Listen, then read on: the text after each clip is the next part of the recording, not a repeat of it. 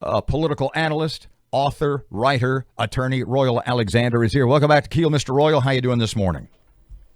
Doing great, Robert. How are you guys doing? Hayride.com. I'm going to read, great article, by the way. I'm going to read the headline, then you can just take off and run. Alexander, there's a storm coming in America. There are those who might say the storm is here. There's a storm coming in America, but it's not the one you think. Two-parter. What do most people think is the storm that America is looking at, and where are we collectively wrong? Robert, I think the storm I'm referring to is the great silent majority of humble, faithful Americans who, on the one hand, can acknowledge that excessive use of force by police, police brutality, those things are wrong, but can also acknowledge that in the last decades we have made great strides in racial equality. We have hundreds of state and federal laws which prohibit racial discrimination. On the one hand, we can admit we have problems, but also acknowledge that the large majority of law enforcement people are good, hardworking people who just want to live through the end of their shifts. We can acknowledge that America still is addressing some of its problems, but that kneeling during the national anthem, well, it dishonors a sacred flag under which over 1 million brave Americans, including of all races, ethnicities, socioeconomic backgrounds, have died. You know, what I took away from your article was that the political left, the radical left, is saying to everyday Americans that if you grieve for George Floyd, the only way you can grieve for George Floyd is to endorse our destruction of America. Is that pretty much on the money? That is, Robert. That is what I was intending to reflect in the article. In other words, in this country, we make lasting social change, and there's tons of examples of it.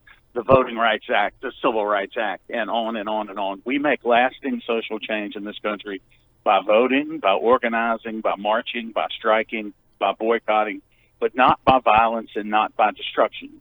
And on the one hand, you can be sincerely saddened, sincerely aggrieved by the death of George Floyd, but not revert to what we're seeing, the tearing down of monuments. I mean, it not only is the destruction wrong, but let's look at the symbolism very quickly.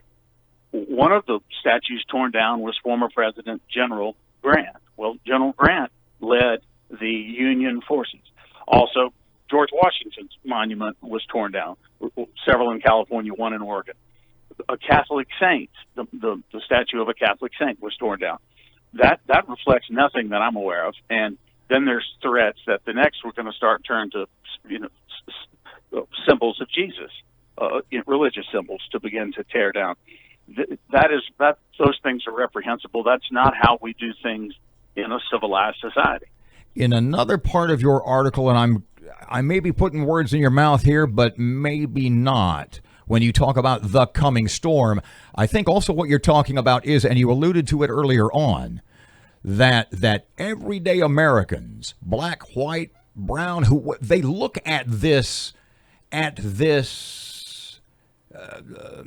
violence in the streets, and in the coming November elections, there are going to be people who on the left who are going to pay for this. What do you think? I do. I think so. I think as terrible as what we're seeing across the country is, and again, I'm not referring to the people who are legitimately protesting. You all have heard me talk many times on the show about how valuable and critical, how fundamental our First Amendment free speech rights are to peaceably gather and protest. I'm not talking about those people. People have a right and a duty to do that all day long, every day. That's how we do things in our country. I'm talking about the people who are trying to damage our country, to foment some sort of unrest that we are seeing.